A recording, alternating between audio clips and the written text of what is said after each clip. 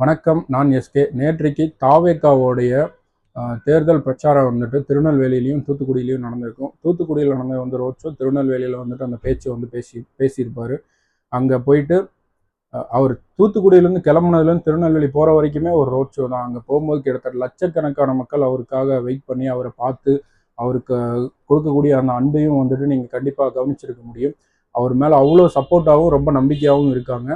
இந்த பர்டிகுலர் ரீஜனை தாண்டி, அதாவது இந்த ஹைவேவை தாண்டி திருநெல்வேலி டவுனுக்குள்ள போகிறதுக்கு முன்னாடியே வந்துட்டு அவர் மினிமம் ஒரு 1,00,000 பேரை வந்துட்டு பார்த்துருப்பாரு. அது என்னோட கணிப்பு. அதுக்கப்புறம் இங்கே அந்த மீட்டிங் ஸ்பாட்டுக்கு வந்ததுக்கு அப்புறமும் வந்துட்டு அவர் ஆரம்பிக்க போகிறது வந்து திமுகவுடைய ஊழலை பற்றியும், திமுக வந்துட்டு என்ன மாதிரியான குற்ற செயல்களுக்கு பின்னாடியும் வந்துட்டு இருக்காங்க, யாரெல்லாம் வந்துட்டு அந்த குற்ற செயல் பண்ணுறாங்க. ஒரு விளாத்திக்குளம் மாணவியோட இஷ்யூவை ரெஃபர் பண்ணுறாரு.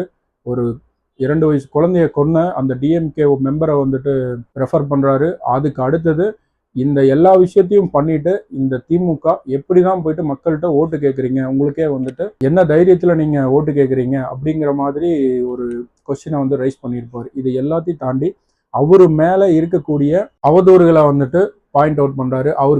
அவருக்கு கொடுத்த ப்ரெஷரை வந்துட்டு அவர் பாயிண்ட் பண்ணுறாரு. இந்த கரூர் இஷ்யூ, ஜனநாயகன் இஷ்யூ ஆகட்டும், இவருக்காகவே ஸ்பெஷலாக ப்ரிப்பேர் பண்ணப்பட்ட இந்த எஸ்ஓபி ஆகட்டும், மற்றும் இந்த கடைசியாக வந்து அவரோட பர்சனல் இஷ்யூ ஆகட்டும், எல்லாத்தையுமே வந்துட்டு எல்லாத்துக்கு பின்னாடியும் வந்துட்டு இந்த டிஎம்கே இருக்கிறத வந்து அவர் கிளியராக எல்லாருக்கும் வந்துட்டு சொல்லியிருப்பார்.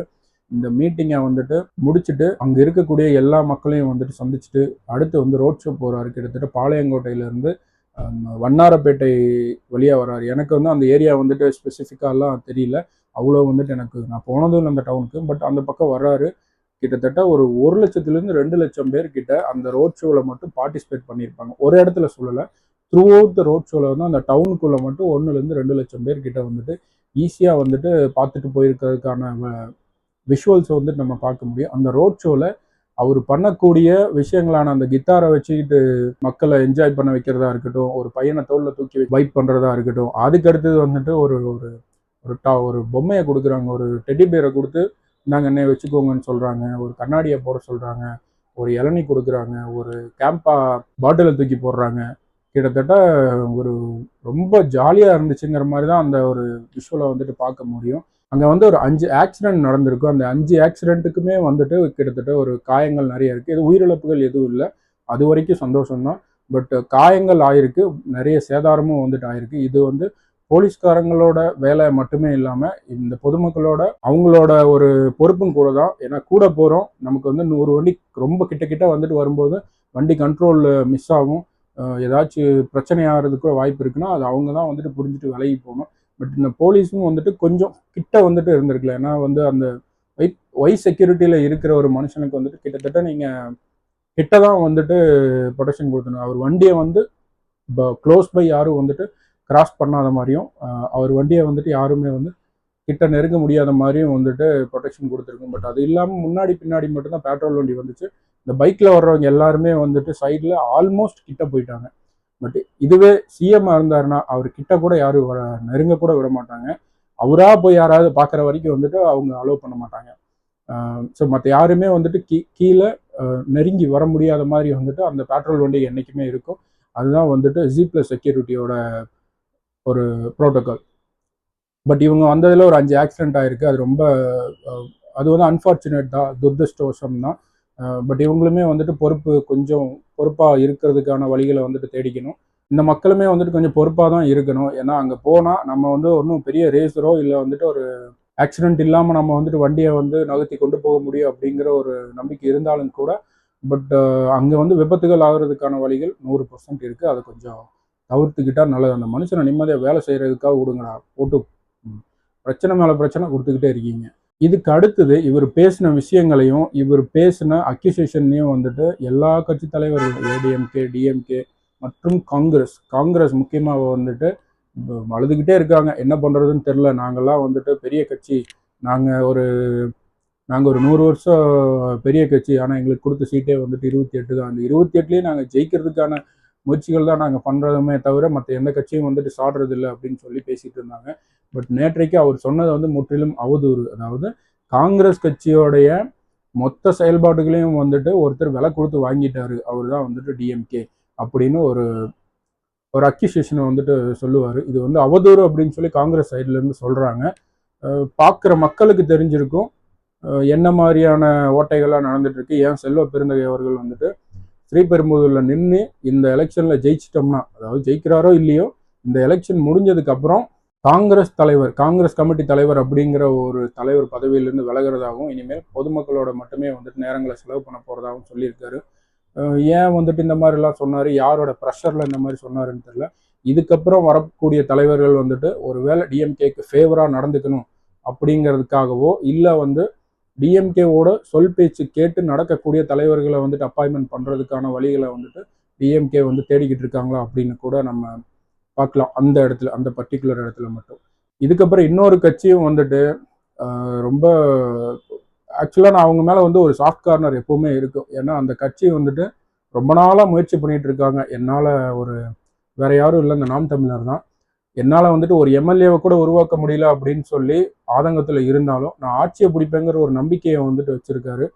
அந்த தைரியத்துக்கே வந்துட்டு அந்த மனுஷனை வந்துட்டு பாராட்டணும். பட் அந்த ஒரு தைரியத்துக்கு மட்டும்தான். அதுக்கு அடுத்தது அவர் பேசக்கூடிய வார்த்தையோட உச்சரிப்பு, ஓகேங்களா, அந்த வார்த்தையோட உச்சரிப்பில் வந்துட்டு அவர் சரியாக வார்த்தைகளை வந்துட்டு விடுறாரான்னு கேட்டால் கிடையாது. ஒரு ப்ரெஸ் மீட் ஆகட்டும், ஒரு ஸ்டேஜ் ஸ்பீச் ஆகட்டும், சம்டைம் வந்துட்டு அவர்னால அந்த கோவத்தை கண்ட்ரோல் பண்ண முடியலன்னா இன் ஃப்ரண்ட் ஆஃப் கேமரா வந்துட்டு ஒருத்தர் அடிக்கிறதாகட்டும், ஒருத்தர் திட்டுறதாகட்டும், கெட்ட வார்த்தையில் கூட ஒரு சில டைம்லாம் வந்துட்டு சொல்லிட்டு அவர் பாட்டுக்கு போயிருக்காரு. ஸோ அவர்கிட்ட நாவடக்கம்ங்கிறது வந்துட்டு சுத்தமாக இல்லை. அது போக அவரோட சபார்டினேட்ஸ் வந்துட்டு யாருக்கிட்டையுமே வந்துட்டு ஒரு ஒரு நல்வழிப்படுத்தக்கூடிய எந்த ஒரு முயற்சியுமே வந்துட்டு இவங்க எடுக்க மாட்டாங்க. இவங்க எல்லாருமே வந்துட்டு அவதூறு பேச்சும் வெறுப்பு பேச்சு மட்டுமே தான் பேசிட்டு கிடக்குறாங்க. இந்த ஒன்னே வந்து இவங்க கட்சியை வந்து அதில் பாதாளத்துக்கு வந்து கொண்டு போகக்கூடிய எல்லா முயற்சிகளையும் இவங்களே தான் எடுத்துக்கிட்டு இருக்காங்க. இந்த திமுகவாகட்டும் அதிமுகவாகட்டும் ஒரு வார்த்தை கூட நாம் தமிழர் கட்சி, சீமான், அவர் கீழே இருக்கிற சபார்டினேட்ஸ் அப்படின்னு சொல்லிட்டு யாருமே பேசியிருக்க மாட்டாங்க. யாருமே வந்துட்டு அவரை வந்து குறை சொல்லியிருக்கவே மாட்டாங்க. ஆனால் இந்த மனுஷன் கிட்டத்தட்ட எல்லா கட்சியும் வந்து பேசுறதை விட்டு, அதாவது ஆண்டுகிட்டு இருக்கிற கட்சிகளை பற்றி பேசுறதை விட்டுட்டு தாவேக்கா பக்கமே தவிக்கிட்டு இருக்காரு. இன்னும் அவங்க ஒரு வார்டு மெம்பர் கூட ஆகலை. அவங்க ஒரு முயற்சியை எடுத்துட்டு போறாங்க. அதுக்கு வந்துட்டு அவரால் பாராட்டு கொடுக்க முடியல. அந்த எரிச்சல் வந்துட்டு தினம் அவர் தூங்க விடாமல் பண்ணிட்டு இருக்கு. நானும் போறேன், எல்லா மீட்டிங்கும் பார்க்குறேன், எனக்கு ஒரு 100 பேர் தான் வர்றாங்க, அங்கே 1,00,000 பேர் வரும்போது அந்த ஒரு ஆதங்கம் இருக்குதான். அது ஒன்றும் பண்ண முடியாது. அதுக்கு வந்து அவரால் ஒன்றும் பண்ண முடியாது.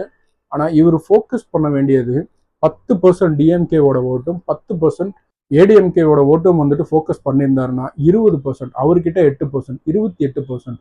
இந்த ஓட்டை வந்து எப்படி கன்வெர்ட் பண்ணலாம் அப்படின்னு அவர் யோசிச்சிருந்தாருன்னா கிட்டத்தட்ட ஒரு 10%னா இவங்க 37லேருந்து 27 ஆயிடுவாங்க, இவங்க 33லேருந்து 23 ஆயிடுவாங்க, நீங்க ஸ்ட்ரைட்டா 28க்கு வந்துடுவீங்க. ஆல்மோஸ்ட் த லீட், ஆல்மோஸ்ட் நீங்க வந்துட்டு பவருக்கு வர்றதுக்கான ஒரு வாய்ப்பு இருக்கு. இந்த டைம் 2026 எலெக்ஷன்ல 20% நீங்க கெயின் பண்ணாலே அந்த 8 வந்து ரிட்டைன் பண்ணிட்டு அந்த 8க்கு அப்புறம் அந்த 20 வந்து கெயின் பண்ணீங்கன்னா உங்களோட 28% வந்து நீங்க ஏடிஎம்கேவோடையோ இல்ல உங்களை வந்து நீங்க முன்னிறுத்தி ஒரு இடத்துல வந்துட்டு சிஎம் ஆகிறதுக்கான வாய்ப்புகளை வந்துட்டு நீங்க முயற்சி பண்ணியிருக்கலாம். எந்த ஒரு ஸ்ட்ராட்டஜியும் இல்லை, எந்த ஒரு இதுவும் இல்லை. போற பக்கம்லாம் எனக்கு நீ ஓட்டு போட வேண்டாம், நீ அந்த சமூகத்தை சேர்ந்தவனா, எனக்கு ஓட்டு போட வேண்டாம், என் தம்பிக்கே ஓட்டு போடுங்கிறீங்க. நானும் கத்தி தொண்டை வத்தி போயிடுச்சுங்கிறதான் பேசிட்டு இருக்கீங்க. ஆனா மக்கள்கிட்ட போயிட்டு நீங்க எனக்கு ஓட்டு போடுங்கன்னு சொல்லி கேட்ட மாதிரி எனக்கு ஞாபகமே இல்லை. நீங்க ஏதோ சும்மா வாய்க்கு வந்ததை பேசிட்டு போற ஆள் மாதிரி தான் எனக்கு தெரியுது. பட் உங்களோட முயற்சியை வந்து நான் பாராட்டுறேன். அந்த முயற்சி வந்துட்டு உங்களுக்கு தேவையான ஒரு ரிசல்ட்டை கொடுக்குமா அப்படின்னு கேட்டால் அது வந்து கேள்விக்குறி தான். எல்லா எலெக்ஷன்லையும் வந்துட்டு பார்த்துட்டு தான் இருக்கோம். உங்களோட செயல்பாடுகள்னு சொல்லும்போது, உங்களோட ஸ்ட்ராட்டஜின்னு சொல்லும்போது ரொம்ப ரொம்ப ரொம்ப மலிந்து போன ஸ்ட்ராட்டஜியாக தான் இருக்குது. நீங்கள் வின் பண்ணுறதுக்கான ஒரு ஸ்ட்ராட்டஜி எடுக்கிற மாதிரியே தெரில.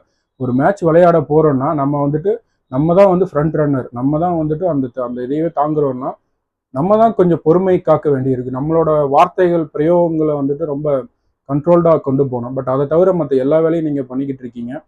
இந்த ஒரு பேச்சையும், இந்த ஒரு அவதூறு பேச்சையும், கெட்ட வார்த்தைகளையும் நீங்கள் வந்து குறைச்சிக்கிட்டு முடிஞ்ச வரைக்கும் நாகரீகமாக பேச முயற்சி பண்ணீங்கன்னா அடுத்த எலெக்ஷனில் கண்டிப்பாக நீங்கள் ஒரு ஒரு அலையன்ஸ் ஒன்று ஃபார்ம் பண்ணீங்கன்னா உங்களுக்கான ஒரு தகுதி வாய்ந்த உங்களை நம்பி இருக்கிற ஒரு 4 பேர் ஒரு 10 பேருக்கு இந்த 36 லட்சம் பேரில் 234 பேரை வந்து நீங்கள் ஸ்ட்ரைட்டாக போட்டு எம்எல்ஏ கொண்டு போகிறது வந்து ரொம்ப ரொம்ப சிரமம் தான். பட் அட்லீஸ்ட் ஒரு அலையன்ஸ் போனீங்கன்னா உங்களை நம்பி இருக்கிற அந்த மக்களுக்கு வந்துட்டு ஒரு 5 பேரையாவது நீங்கள் ஒரு எம்எல்ஏ பண்ணலாங்கிறதுக்கான ஒரு ஸ்ட்ராட்டஜி அடுத்த வாட்டி உருவாக்குங்க. அதற்கான வாழ்த்துக்களும் ஆதங்கமும்.